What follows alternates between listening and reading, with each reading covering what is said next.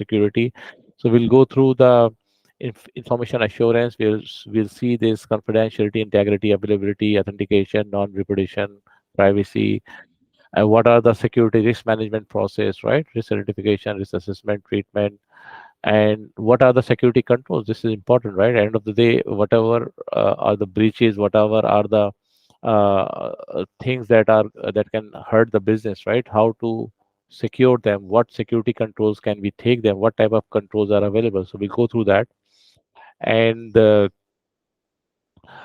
what are the ISC2 code of ethics? That's the 1.4 is kind of ISC2 suggested guideline that how the cybersecurity profession should behave in their profession in everyday life. Means that you have to behave ethically. That's the bottom line. In any situation, you have to take the right course of action. You always have to behave ethically, right? That's the reason it's called code of ethics. And there are a couple of questions on this code of ethics, by the way. At least one of them I remember. And the governance process, how the policies, procedures, standard, regulation, and laws, and what they meant in an organization, right? So let's start. So this is the first thing in the security principles. The first thing they start with the CIA triad, right? We have studied before CIA triad. CIA is very cybersecurity fundamentals and basic. They always start with CIA: confidentiality, integrity, and availability, right? So information, how to make sure that information is confidential, information has not lost the integrity, information is always available. This is the three key points. And normally, confidentiality refer to the term that the information or the data is available, is protected, and is available to only to those who are authorized to see it, right? If it's my email, then I should be able to access that. It's not that my friends have my login password and they are seeing my emails or my data or my files. If I don't want to see them, right? I don't want to share with them. The important thing is that a confidentiality refer to the term that data should be protected and available and to the authorized person only, right? So unauthorized person should not have access to your data. That's what is referred as confidentiality. The integrity, the second part is a concept which refer that when data arrived or stored or kept, it has not changed its position. Let's say I've sent an email with certain attachment this to someone, right? The point to someone named X.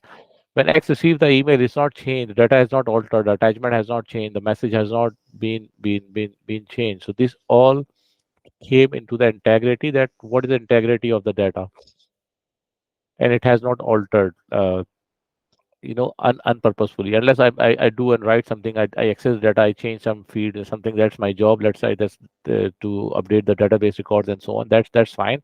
But means someone maliciously alter the data, that's not acceptable. If that has happened, it means that data is not doesn't have the integrity anymore, right? It has been altered by the unauthorized manner. The third thing is that the information or data is always accessible where it's needed, right? This is very important. That let's say if you are doing an assignment on a school, you have to make sure that when the teacher posts the assignment in a school or university, you should have access to the assignment. If as the teacher has not posted and asked you to submit the assignment, that's not fair, right? You don't have that data available to you. Similarly, you are trying to access a file and this file is not accessible, then it's a big problem, right?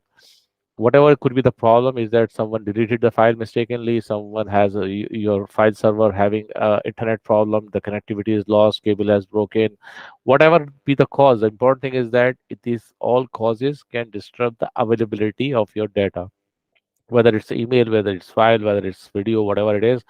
The whenever you need something, it should be available, because it many times it may jeopardize your efficiency, your work, and it's not good, right? So CIA is very important, is all kind of base of these cyber security fundamentals, that data confidentiality, integrity, and availability is critical for the organization to make sure that they run a successful cybersecurity program. The second concept, right?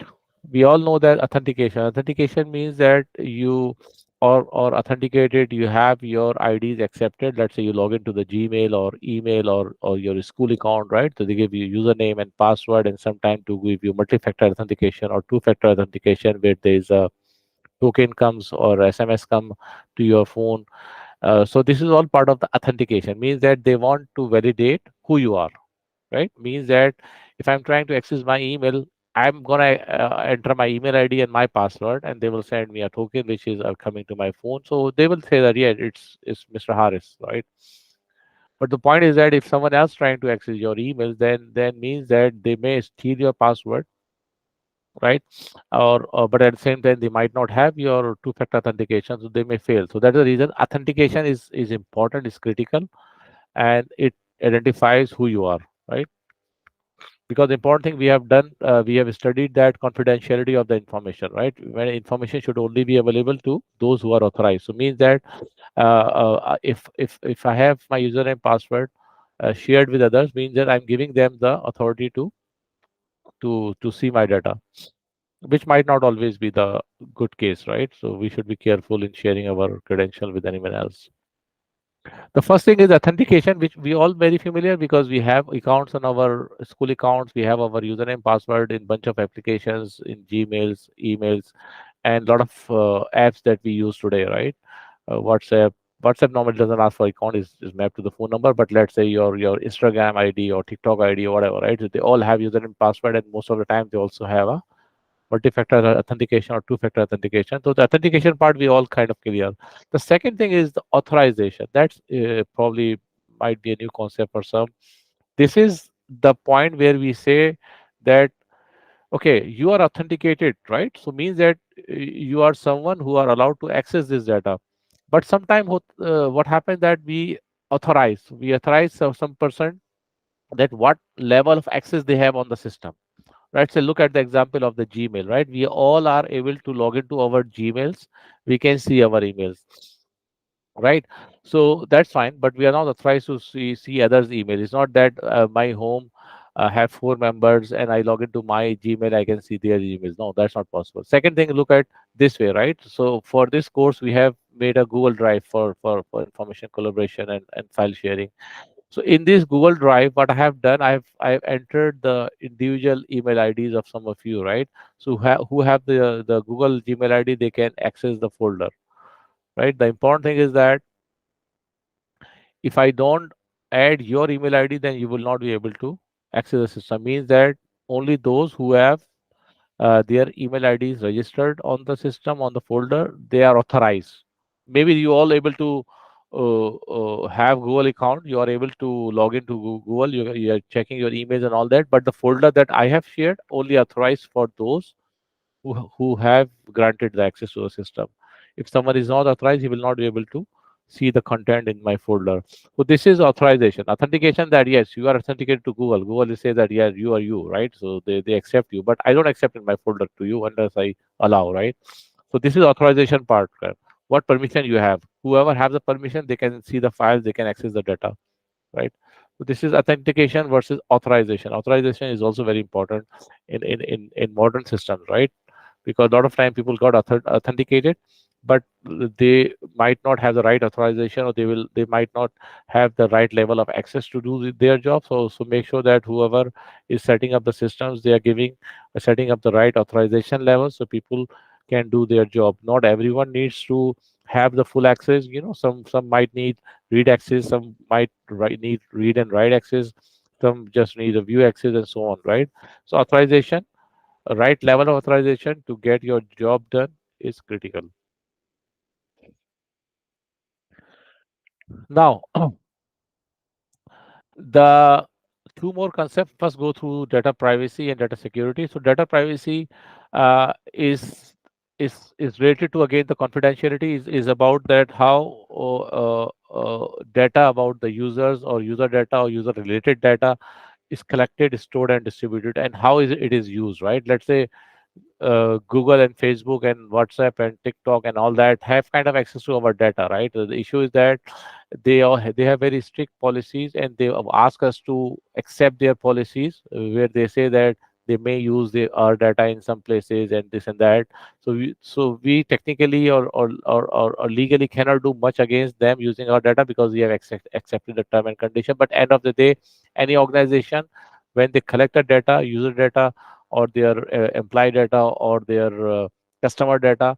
So important thing is that data privacy governs the overall data collection, right? How this data will be collected, and it will be used and distributed, right? Because some data is required. Let's say if a company is accepting e-commerce site is accepting a transaction over the credit card, is fine. They need to take the customer credit card, right? But they have to make sure that they save this credit card information in a secure manner, in a way that is used only for those transactions where customer is want to purchase, right, on their side. Is not that they start sharing this information to other maliciously and all that, right? So important thing is that sometime organizations have to collect our personal information, our credit card information, our username, password, address, and so on. But they have to make sure that they are using it in a very careful manner, and they are not misusing it. They are storing it in a secure manner, and they are using it in a very careful way. And second thing, data security. Data security is about the tools and processes organizations are supposed to use, right, to safeguard the data. So data privacy is the one which drives the data security, right? So privacy laws and rules, and the one that are the one that tells you how which tools should be used, because the data privacy, every country now have very strict rules, especially in Europe and North America. The rules are very strict. We have a lot of data privacy laws. Some are around the health information restoration, some about the credit card restoration, some about the personal information. The common standard that we repeatedly hear in Europe is GDPR, and in North America is HIPAA, and Canada has PIPEDA, and some other standards are there. So these standards are the one which tell you that how much data and how data you will collect and store it, and based on that, it say that data has to be encrypted, data has to be saved in a secure place, secure locker. That's the credit card information standard is PCI DSS. It's a very strict standard. It tells you that whoever have to store the data, they have to have a physical data center. It has to be physically locked in the iron cage. So make sure that servers are saved and secured physically, and then on top of that, you have your logical security, your security controls and configuration, administration, authorization, and so on. So data privacy and security are very important. Data is a new gold, as I said before. So you guys have to make sure that when data security comes, it's mainly about the tools, processes, and the controls that we enforce to the data that we have collected before, right? The second thing is non-repudiation. Non-repudiation is basically is a concept where someone is taking an action, and let's say if they say that no, I have not done it, right? So non-repudiation is basically uh, provides the ability to prevent a denial, right? You cannot just say that I cannot do that because I have the logs, I have this, I have that, I can prove you that you have done it, right? Right. So this is what, if you see this example picture, that's what it say. You cannot deny that you have done this transaction. Neither can you. Maybe she have done something wrong too, right? So they both are saying to each other that I have a proof. I have a proof. So non-reputation information security is the ability to prevent a denial. So someone did a wrong thing.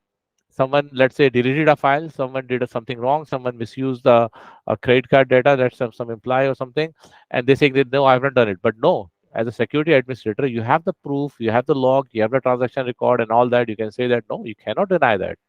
So non-reputation is a very critical term, because we have to make sure that we have the right tools and processes, so we can prevent a denial, right? So these three terms, data privacy, data security, non-repudiation, are very important. Especially data privacy and security are very key. They are the one who drives a lot of security governance, a lot of security tools, and a lot of security processes that we enable within any organization. So just make sure non-reputation. I think there was some question around that, right? So make sure that you understand the concept very well. That no, you cannot just deny. if you have done something, right? So it means that there are processes and there are some technologies which can show you the proof that that has done. So this rep- to have a system which can have this ability to prevent a denial is critical in information security. A lot of new organization they have all of this anyways. Now the second thing is the information security risk, right? Risk is what in risk is like it's not just information security risk is in our everyday life, right? That something which could happen and impact us, right? Risk of that happening, right? Risk of road accident if I'm going on a car or bike, right? So risk is always part of our life, but important thing is that when we say that from information security perspective, it mainly the result or possibility of someone unauthorized accessing the system, using the information, disrupting the information, and something happening to my information systems and my servers or my application and all that, right? So risk to the information that I have stored in the server. Let's say if this web server goes down, right? What will happen? My transactions or my online sale, people are coming to my e-commerce site, they are doing the transaction. If what if the server goes down? Then what will happen? The impact is that I will lose revenue. I will lose money because there will not be any transaction during that time. And second thing is a bad reputation for me, right? People might not come to my web portal next time to do the purchase. So important thing I have to make sure that my server is always up and running, right? So information security risk. So what we do normally that we identify the first of all we identify the risk, right? We identify what kind of potential risk I can see, and then we run through the risk management programs, right? Means that we identify and then we assess the risk. Every risk we assess that what could be the impact of the risk, right? If this happened, let's say if this situation which I'm identified could happen, and if it happened, what will happen? It could, how much will be the business impact, right? Second thing is that what could be the risk treatment. Once we have identified, we have to give a treatment to the risk, right? Treatment to the risk, that what we do we accept the risk? Do we ignore the risk? Do we avoid, mitigate, reduce? What do we do, right? We have to do something. Once we, so there is a company, in the companies, there's entire teams who run this risk management programs. And what they do, their role is to make sure that how to make sure that business is always running, right? To identify the risk. And for each risk, let's say if I take an example, right? You have your e-commerce site, you have your daraz.com, amazon.com, whatever, right? And you have hosted your site on a web server, and now you want customers to come and do the purchase on your e-commerce site, right? So what happened now, as I said, there could be a situation that site is down, but site is down is a very layman term, right? Okay, means that user is not able to access the site, but when you will do the risk assessment, you will see that you identify what could be the potential reasons. Based on that, my web server could become inaccessible, right? Okay, one thing is that server is down, means that server, whatever, my server has a faulty card or processor or hard disk failed or whatever, so my server went down. Okay, that's one thing. What if the cable connecting to the server to my switch is down, right? Cable cut happened, whatever happened, my internet to the server is down, right? And what if the power, that's a data center where I have hosted my server, the power in that data center went down, right? So there could be many things, hundreds of the things, right? So important thing is that in risk mitigation or risk management process, you identify the risk. What could be the potential things that can impact your business? You assess the risk. You assess it, like, okay, what are the chances of it happening, right? What could be the possibility of it happening? And once you identify, you assess, then you come with the treatment. Let's say, take this example. Let's say my server is hosted in data center one, which is in city number one. What if that goes down? Because in a smaller setup, you have just one server sitting somewhere. So if it went down, you're down. Your business is impacted. Your reputation is impacted on that. But now, in order to avoid this situation, you have to do a backup. Let's say you take another server in city number two, in a data center number two, so it physically diverse now, right? You have your kind of service running from two cities. If one city goes down, you always can go to the user traffic to the other city, right? Data center means that now you have a diversity. Now you have reduce the risk, right? So you can see that in that situation that we said that one server is a big risk, two server means that you avoided the risk or at least reduce the risk, right? Because now second someone can say that what if the two data center go down at the same time? What if the two sites have the power outage at the same time? Which is very rare, right? You don't expect multiple failures happening at the same time, but end of the day, it could be a possibility, right? What if the countrywide power failure happened, right? Both cities went down at the same time. Okay, now you can have another server maybe in another city, right? Maybe you host your web service somewhere in Amazon, Google, GCP, wherever, right? Means that outside your country. So this way you avoided the risk. The point is that there are many ways, but point is that end of the day, the important thing is that how much you can do, right? It's not that we just keep fixing the problem. Sometimes we cannot do that because every risk avoidance or risk mitigation comes with a cost, right? If I'm taking a server in city one, when I put a server in city number two, it's a cost for me, right? To manage my server in another city, I have to pay someone to manage that. If I'm going out of the country, then another cost, right? So it cost is increasing. Now, at that time, it go up to the management how much they want to invest, right? How much budget we have for the server to make sure that it's up and running. And sometimes what happens, that situation is so drastic that we just accept the risk, right? Let's say chances of flooding, right? So let's say you say your data center we are hosting the server is super cool, is very good, is state of the art, it's going down, anything within the data center is very rare. But at the same time, what if let's say a server the data center is state of the art and it has all the redundant power supplies and facilities and everything, but end of the day, what if there's a flood came and everything ruined, right? No matter how many power sources you have, how many redundancies you have, how many internet connections you have, whether the flood comes, flood ruined everything. But the point is that chances of happening a flood in that area, what are the chances, right? This is where you have to see. Let's say you see that in that city, let's say in Toronto or in New York or Karachi, the chances of flood happening a flood to that level that it will ruin my data center, everything will be underwater, and that level of disaster maybe it never happened in last 100 years, right? So you say that okay, there's a chance that flooding could happen, it can kill our data center, but this probably will never happen in our lifetime because it never happened in last 100 years, although there is a possibility, but the chances of it happening is very low. So that time maybe management said that okay, we accept this risk, okay, we take the chances because it's acceptable risk. It never happened in last 70, 80 years, so we don't expect, right? But if it happened, it happened. But at the end of the day, at least risk is identified, assessed, and accepted by the management. It's not that you and me accepting it. Top management have to accept it, right? For maybe your VP or EVP and CEOs, or in some cases, have to accept that risk. Some cases we are able to avoid the risk, as I said, right? We take one server, we put our server in another city, so we kind of avoided the risk. If even if power happened, outage happened in multiple cities, you can take another country. You can always avoid the risk or reduce the risk in some cases, right? Let's say in this case we put the server in two places, it kind of reduce it. And there is I think one more thing is mitigate the risk or the transfer the risk also. It also comes, sometimes people give the example of this insurance company, right? The insurance company, what happened, that there is a chance that you're going on the road, your car or bike might get accidented and there will be damage to the car, your car, maybe the other car too. So there's a big risk, right? So how we avoid or how we mitigate or transfer the risk means that we take insurance, right, of the car. Means that if something happened to my car by accident, insurance company will pay for that, and for that insurance company asks for a premium every month. So means that I have to give them every month some money.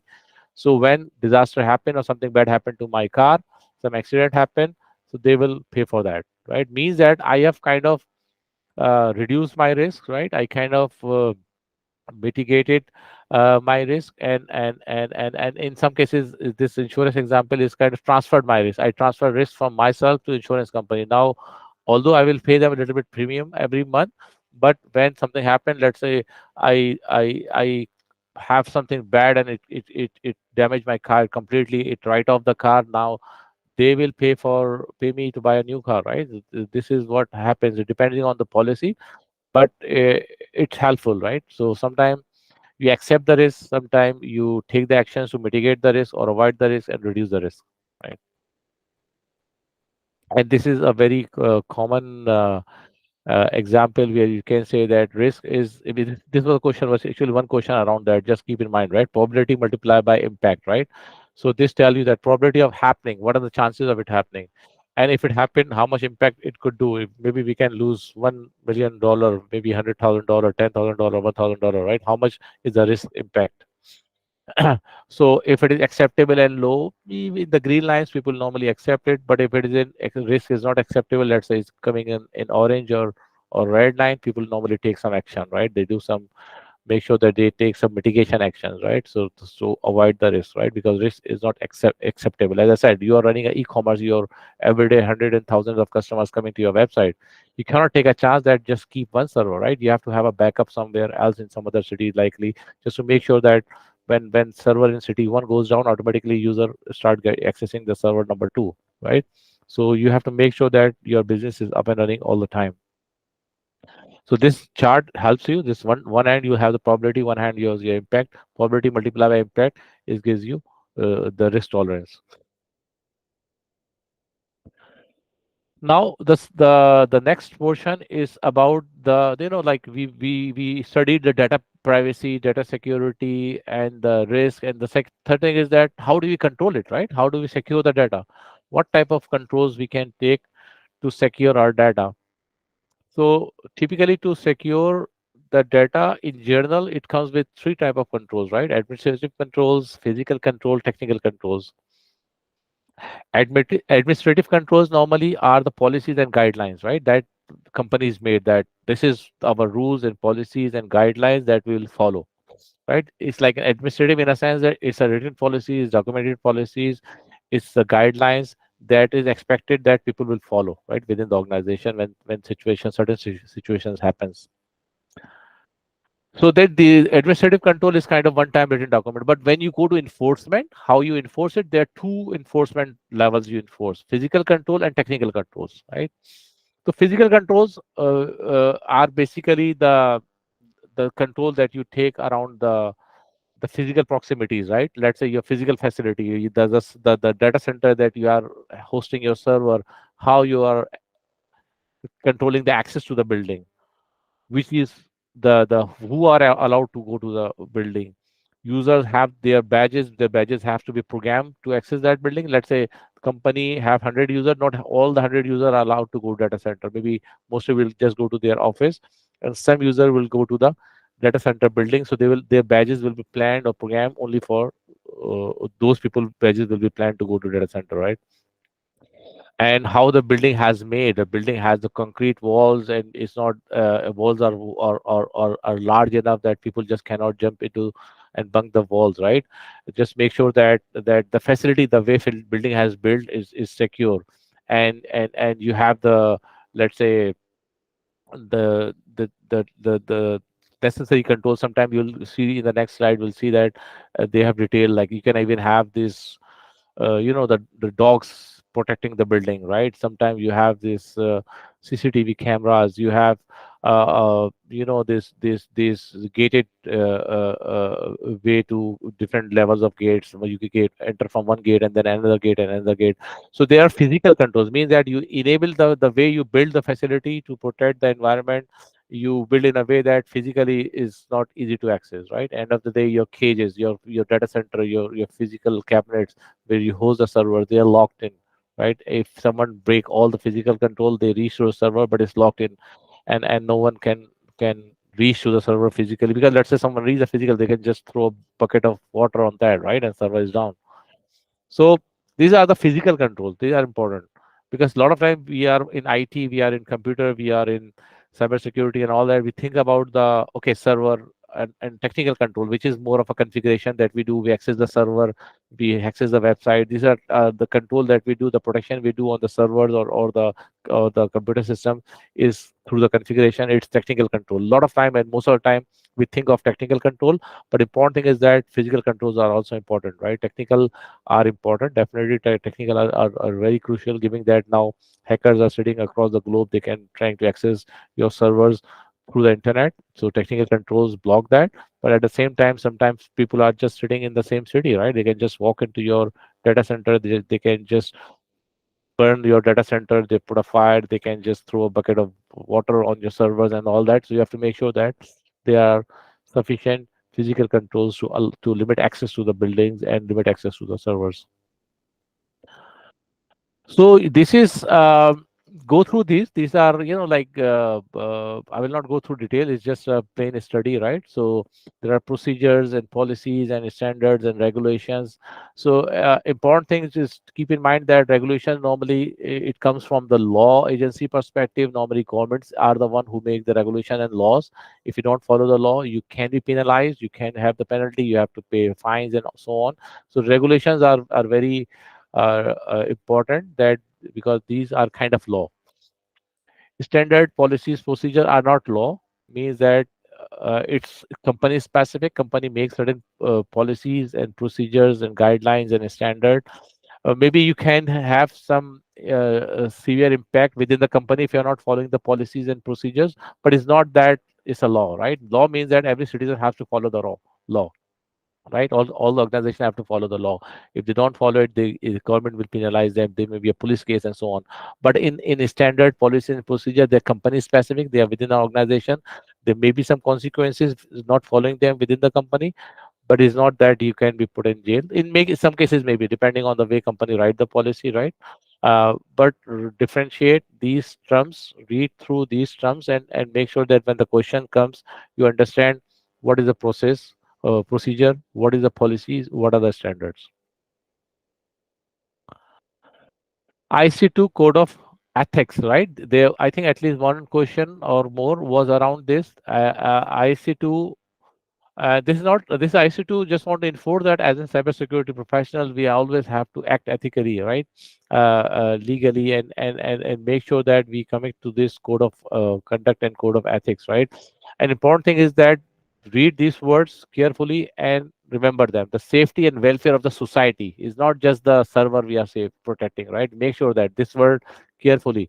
We are doing the safety and we are working towards the safety and welfare of the society and common good, because these words will help you if you remember that safety and welfare of society and the common good and duty of our principles and to each other. So these words help you in answering the question, because they will be asking around that how good are you in the code of ethics, right? How clearly you understand is not just the server we are protecting, we are working towards the common goal of the safety and the welfare of the society and the common good, and making sure that we adhere to the ethical behaviors, ethical standards, right? So therefore, strict adherence to this code is a very important condition for IC2, that all who are their candidates who are writing exam for them, they have to make sure that they are working for the common good of the society.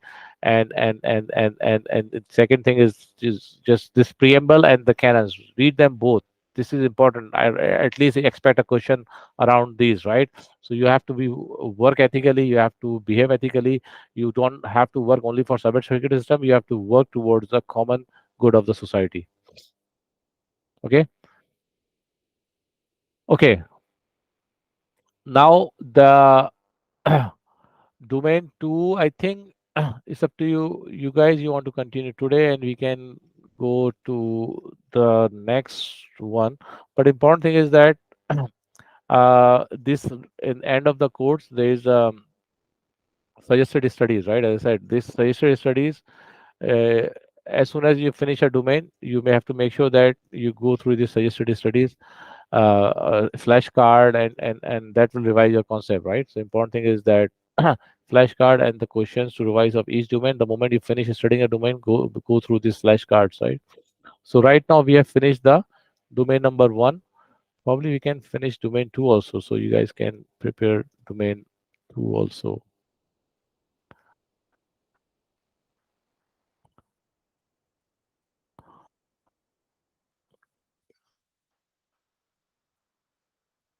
So let's take a break. I think we will start domain uh, two maybe next week, I would say, right? Because I think this week is security principles are an important section, and everyone has to make sure that they are comfortable with this concept that we have studied, and we are good to appear in the exam. And the pace for this course, the way I'm planning is that. next week we'll cover two domains, right? So domain 2 and domain 3, and the week after we cover domain 4 and 5 probably, right? So it will be kind of heavy. Expect 1.5 hour at least probably for the class, but at least for now, go through the study material, go through this ISC official study guide, and at the same time, the moment you finish the chapter domain, do the practice questions, flashcard, and the concepts, right? So it revise right away.